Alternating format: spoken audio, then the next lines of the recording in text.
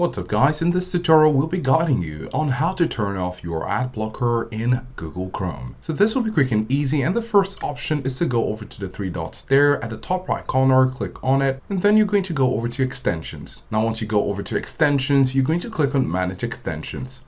Now this is the first option because if you have a third-party ad blocker, you can come over here and toggle it off. As you can see, some of them are currently on right here, but we don't have an ad blocker here. This is for you if you do have it. Now, if you don't have this, you can go over to the three dots at the top right corner once again, click on it, and then go to settings. Click on settings, and then on the left side bar, you want to click on privacy and security. Under privacy and security, you want to scroll down to the last option where you have site settings. Under site settings, you're going to come over to the content section and then click on pop-ups and redirects. Now by default, Chrome would not allow sites to send pop-ups or use redirects. And by doing this, this would be blocking certain relevant pop-ups. So you can go ahead and select this, and this will basically turn off your ad blocker in Google Chrome.